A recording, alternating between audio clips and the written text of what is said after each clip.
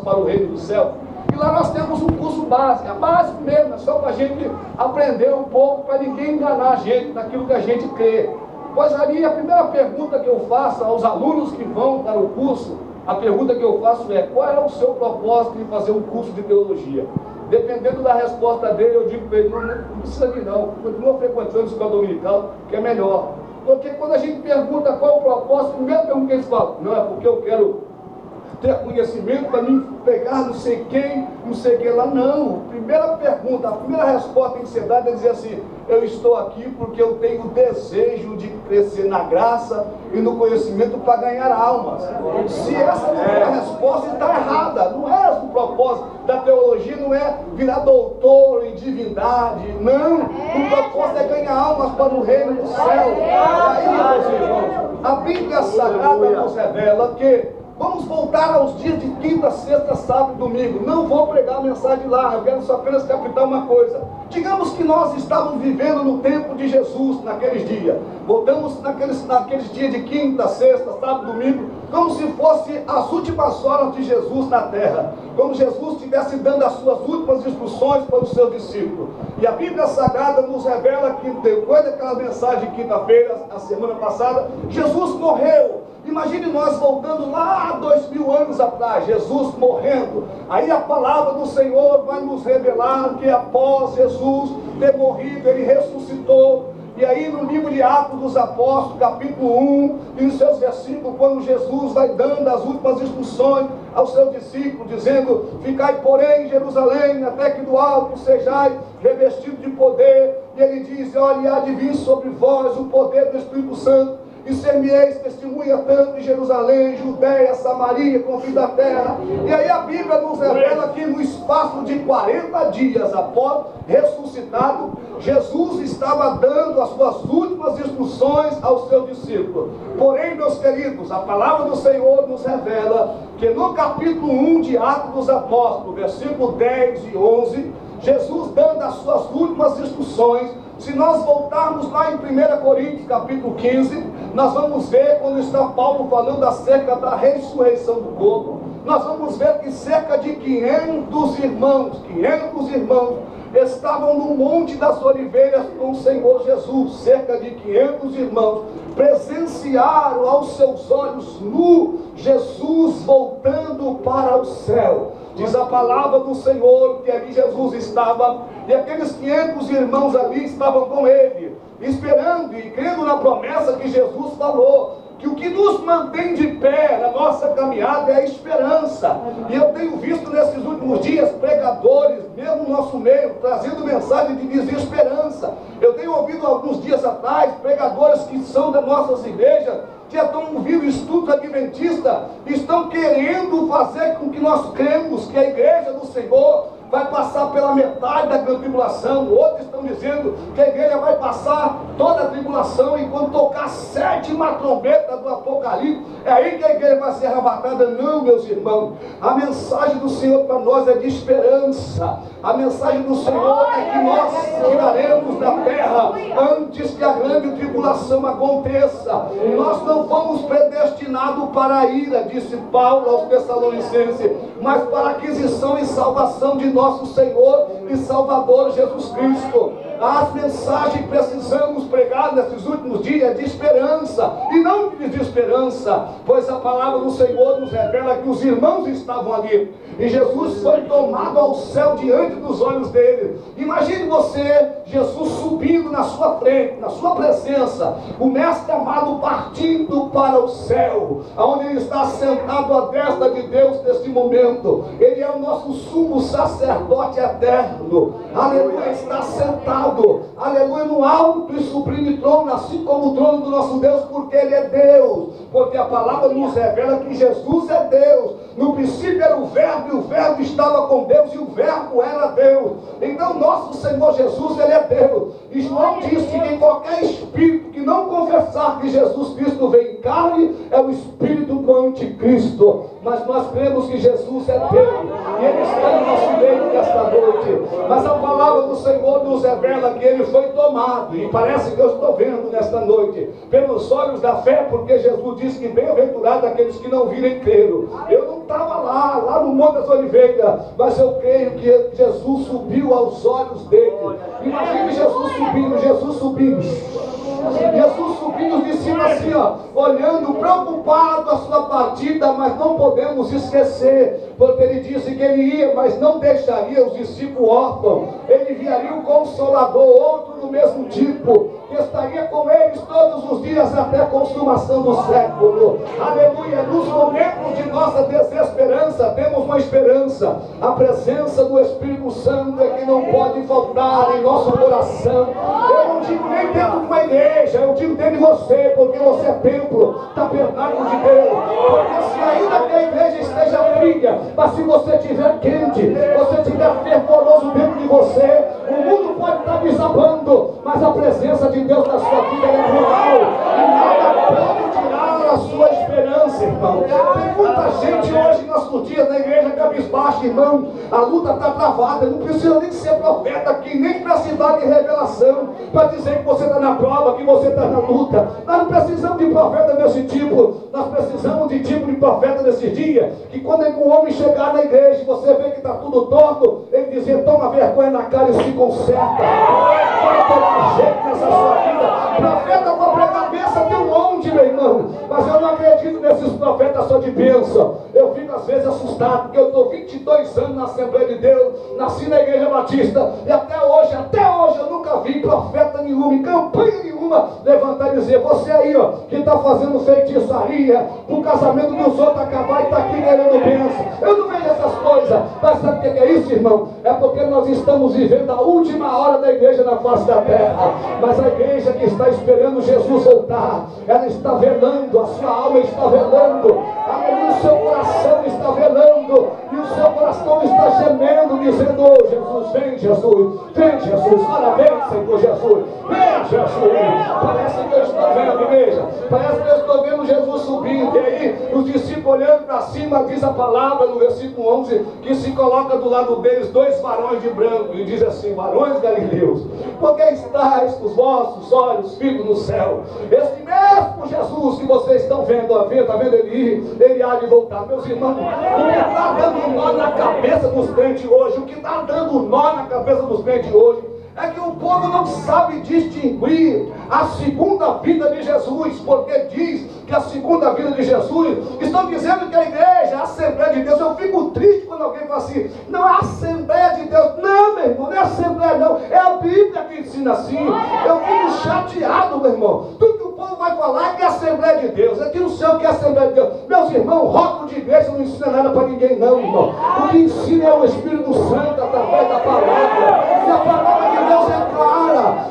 A segunda vinda de Jesus é dividida em 2 fases. Na primeira é o arrebatamento, na segunda é a volta de Cristo em glória. Mas eles estão dizendo por aí, querendo tirar nossa esperança, dizendo, não, pai, essa história de arrebatamento secreto é conversa fiada. Não está escrito na Bíblia nada acerca do arrebatamento, meus irmãos. Às vezes tem coisa na Bíblia que não precisa estar escrito, nós estamos ensinando. Por exemplo, a Trindade, está escrito na Bíblia a Trindade? Não está, mas nós temos a Trindade na Bíblia. Então a Bíblia não está aqui para ficar provando alguma coisa para nós. A gente crê pela fé, meu irmão.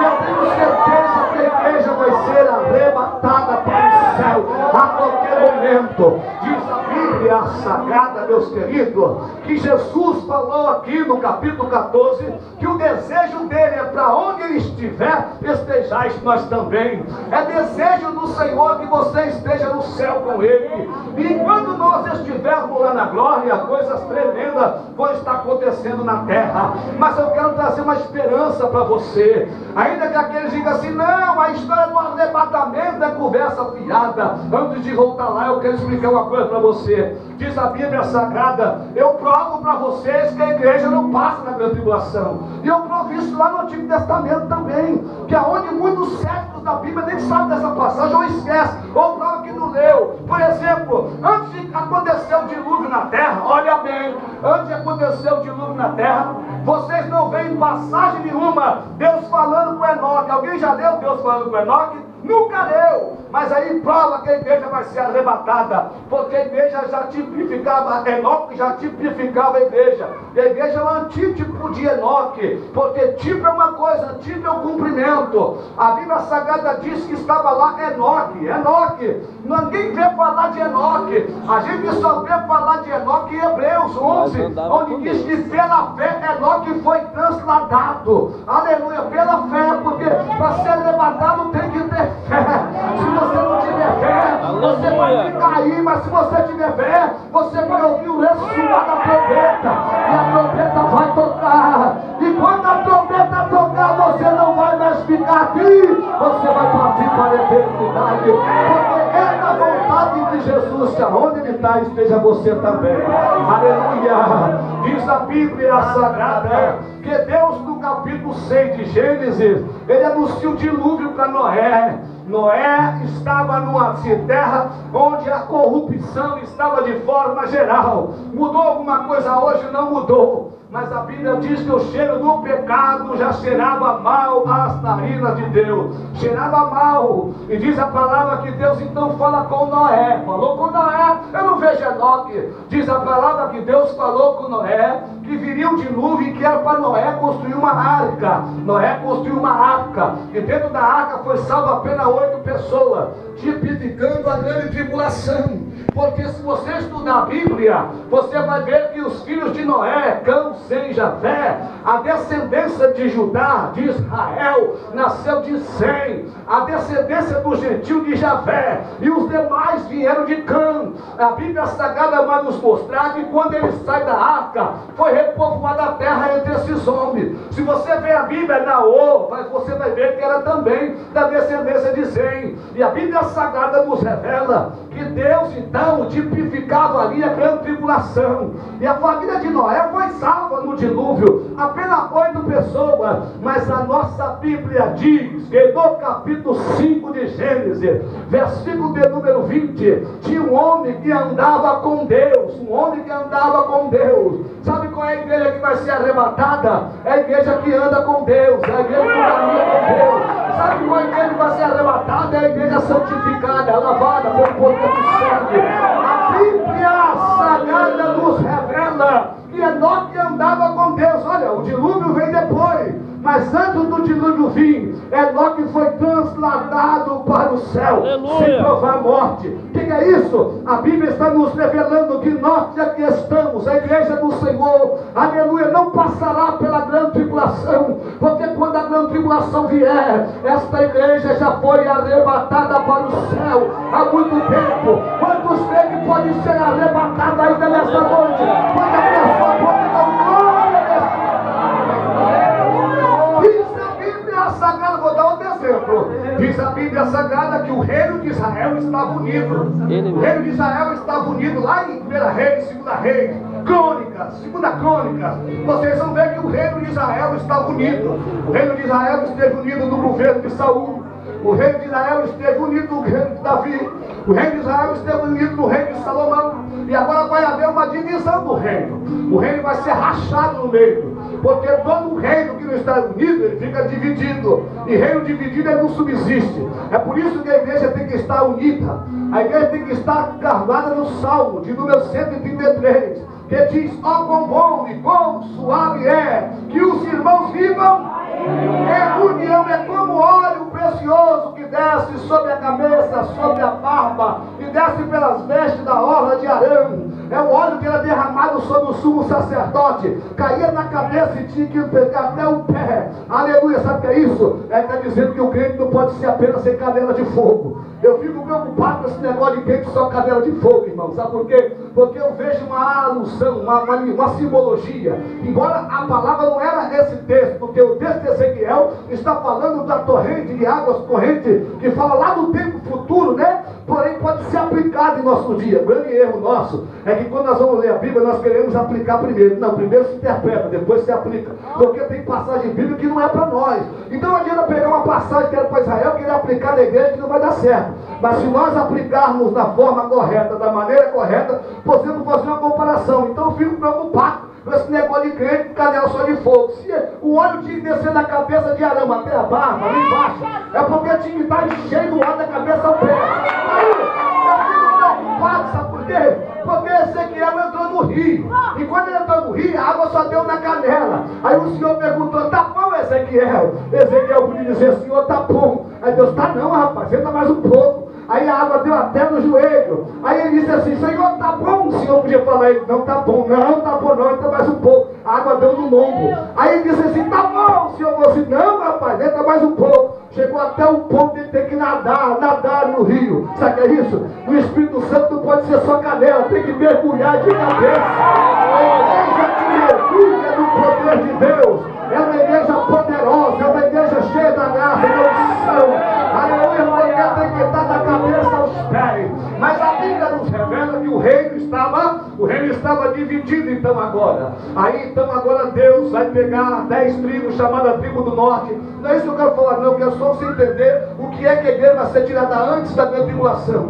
Aí a Bíblia Sagrada diz que o reino do norte ficou para lá, 10 tribos. Ficou o reino do sul com 2 tribos. O pior, tem gente por aí pregando, irmão, pelo amor de Deus. Eles pegam o livro de Oséias e falam que as 2 casas de Israel, casa de Israel e casa de Judá, olhem bem, eles falam que a casa de Judá é a igreja e a casa de Israel é o gentil, meu irmão, pelo amor de Deus. Isso o cara está mostrando que ele não conhece nada da história de Israel. Promessa que é para Israel, Deus vai cumprir. Promessa que é para a igreja, é o arrebatamento. Porque as bênçãos de Deus sobre Israel, Deus não vai deixar de cumprir ela. Porque foi Deus que prometeu a Abraão, a Isaac e a Jacó e todos os patriarcas: não tente roubar as bênçãos de Israel, não. Glorifica a Deus, porque nós vamos participar com ele das bênçãos de Israel.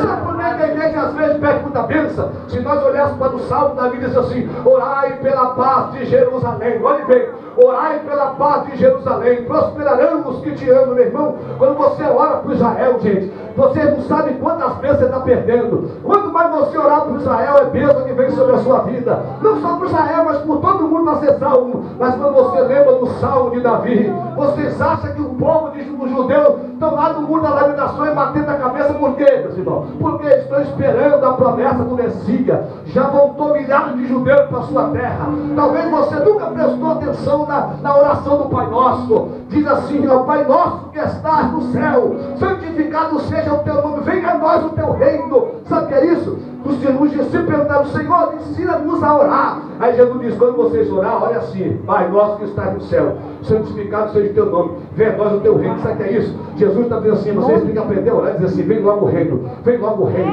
vem logo o reino, vem logo o reino, vem logo o reino. Mas para o reino vir, esta igreja que aqui está primeiro de ser arrebatada. Quando ela for arrebatada, as profecias concedentes a Israel começam a se cumprir. É por isso que a sua oração tem que ser: Maranata, Maranata, Maranata, Maranata, Maranata, Maranata, Maranata, Maranata, Maranata. Ora, vem, Senhor Jesus. O seu coração tem que estar nessa noite dizendo: vem Jesus, vem Jesus, vem Jesus, vem Jesus, vem Jesus, vem Jesus, vem Jesus, eu estou te esperando. A Bíblia Sagrada nos revela que o reino rachou e ficou 10 tribos para cá e 2 para lá.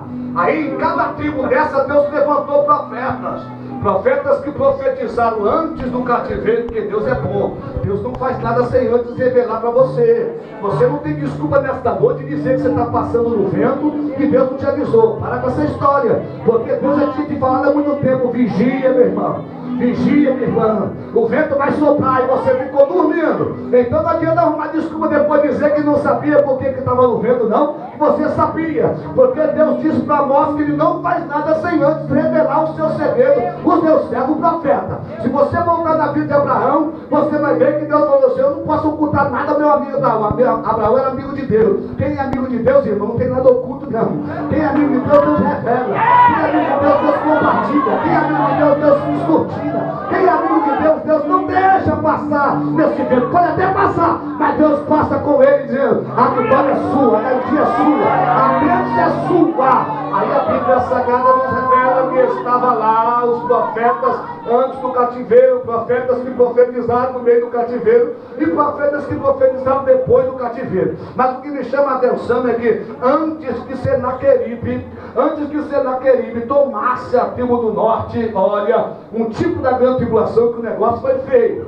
Aí a Bíblia diz que antes de acontecer isso, tinha um profeta lá de Deus que só profetizava o que Deus mandava. O nome dele era Elias. Aí Deus disse assim: Elias, tu vai ser um tipo da igreja no futuro. Eu vou te tirar da terra antes que o reino do norte pega esse povo, porque você é fiel comigo, você pregou o que eu mandei, você não ficou enchendo linguiça para ninguém não, você mandou quem tinha que tomar vergonha que eu tinha que mandar, você mandou se consertar quem tinha que se consertar, você foi disse que o espírito de Jezabel estava nas nossas igrejas, e está mesmo, irmão, porque tem gente que pensa que o espírito de Jezabel é só as mulheres pintadas. Não, irmão, o espírito de Jezabel mais terrível que ela tinha não era pintura não, irmão. O terrível espírito de Jezabel é que Jezabel mandava no marido, irmão. Toda mulher que é mentira mandar no marido, cuidado com o espírito de Jezabel, expulsa ele da sua vida em nome do Senhor Jesus, porque é a Bíblia que diz, irmão. Porque tem gente que mete o pó em Jezabel porque ele dá uma pintada, não é só isso não, irmão. O espírito de Jezabel atua, não podemos deixar. Nós somos homens de Deus e mulher de Deus, cheios do Espírito Santo. Nós temos que chegar na cara do capeta e meter o pé, mas meter o pé dentro em nome de Jesus.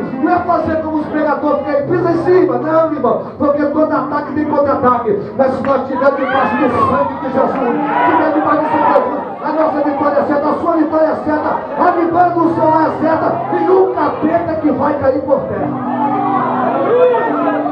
Aí diz a palavra do Senhor que Jesus agora, Elias foi arrebatado antes de Senaqueribe tomar o reino. Elias tipificava a igreja, provando que a igreja não vai passar pela grande tribulação. Diga para o seu irmão assim: a igreja não vai passar pela grande tribulação, porque é da vontade do Senhor, que aonde ele estiver, esteja nós também. Aí começa então agora a entrada do arrebatamento. No capítulo 5 de Efésios, Paulo foi revelado a ele o mistério da igreja. O mistério da igreja foi revelado para Paulo. A igreja nasceu no dia de Pentecostes, no capítulo 2 de Atos dos Apóstolos. Mas o mistério da piedade da igreja que nós conhecemos hoje foi Paulo, a Paulo que foi revelado. No capítulo 5 de Efésios, a palavra do Senhor vai nos revelar que Cristo amou a igreja e se entregou por ela e purificou-la pela lavagem da palavra, para purificá-la, para apresentar a si mesmo igreja sem mácula, sem mancha, sem ruga. Isso está registrado em Efésios capítulo 5. Então ali Paulo recebe a revelação da igreja, mas a igreja nasceu no capítulo 2 de Atos, e a igreja foi crescendo,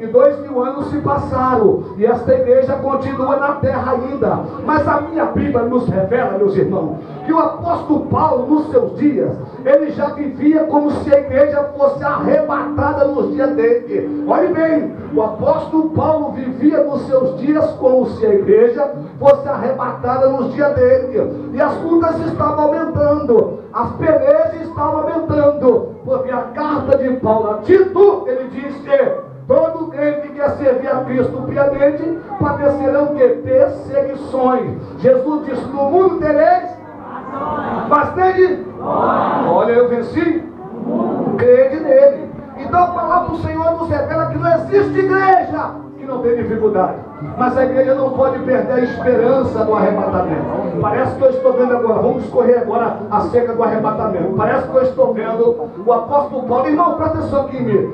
Segundo a teologia ou os teólogos, o primeiro livro da Bíblia escrito não foi o Evangelho de Mateus, embora em nossa Bíblia está numa ordem de Mateus, Marcos. O primeiro livro escrito foi o de Tessalonicenses, a primeira Epístola de Tessalonicenses. E você vai ver que é justamente nessa carta que Paulo começa trazendo a esperança dos irmãos da igreja. Pois bem, Jesus já tinha subido para o céu, e a igreja agora estava atravessando dificuldades, atravessando problemas. Uma igreja que Jesus se entregou por ela e amou ela, e derramou o sangue por ela, e é da vontade dele que aonde ele está, você esteja também. Mas a Bíblia Sagrada vai nos revelar, irmão, que quando chega na carta aos Tessalonicenses, Paulo está agora falando. Timóteo era o pastor daquela igreja. Quem era o pastor?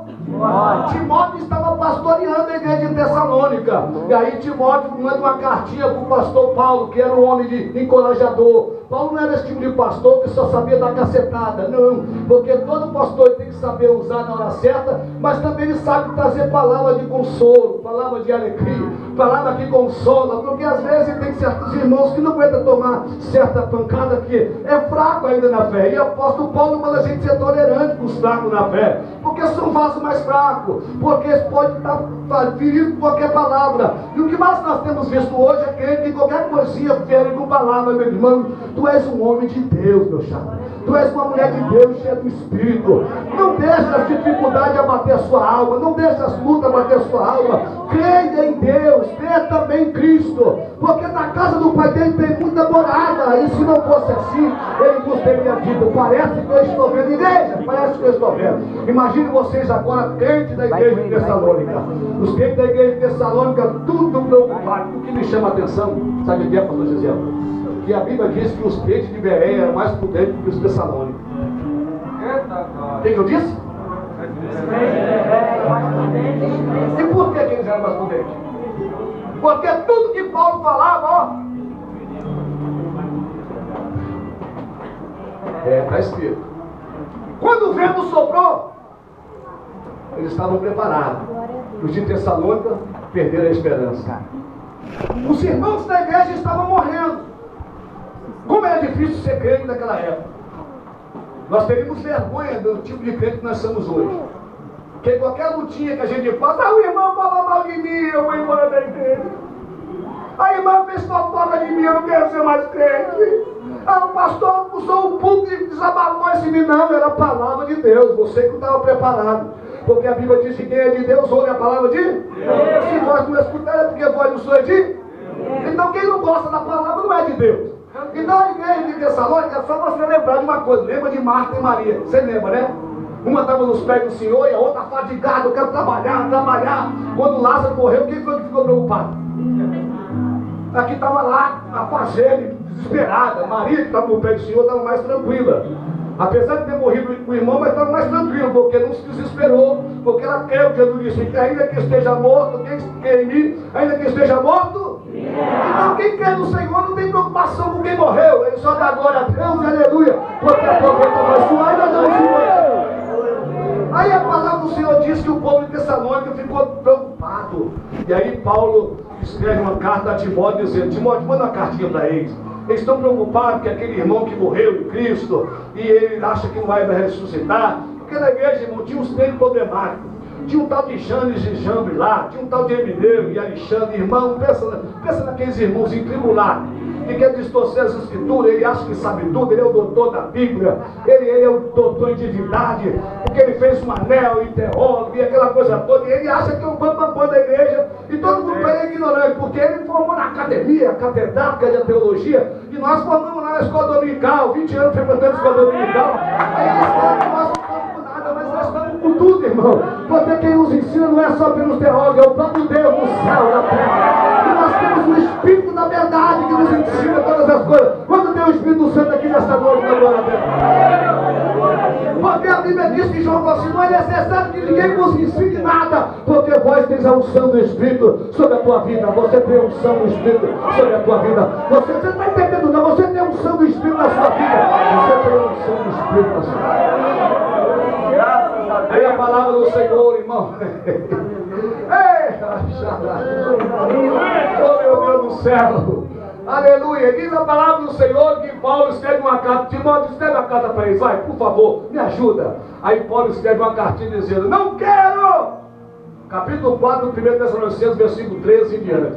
Ele vai dizer assim: não quero, irmão, que sejais ignorantes. O que é ser ignorante? Não tem entendimento. O cara não estava crendo que o irmãozinho lá, a vovó, que era crente, fiel, já morreu no Senhor, o corpo dela dorme, a alma e o espírito está com o Senhor no paraíso, perdeu a esperança. Já conversei com crente que não crê mais nisso. Não crê, já conversei com crente que não crê nesse negócio mais de que um dia você vai, o seu irmão do Cristo vai ressuscitar. Irmão, pelo amor de Deus, isso é Bíblia. Porque se Jesus ressuscitou, assim os que nele também dormem, Deus nos dará a trazer com ele, irmão. A maior esperança nossa é que Jesus ressuscitou. Porque se Jesus não houvesse ressuscitado, em vão nós estaríamos aqui ouvindo a palavra. Diz a palavra que Paulo dizia: não quero, irmãos, que sejais ignorantes acerca dos que dormem. Porque se cremos que Jesus morreu e ressuscitou, os que em Jesus também dormem, Deus os tornará a trazer com ele. E nós dizemos isso, olha, nós dizemos isso pela palavra do Senhor, que nós, os que estamos vivos, de maneira nenhuma precederemos os que dormem. Porque o mesmo Senhor, o mesmo Jesus, aquele que eu falei para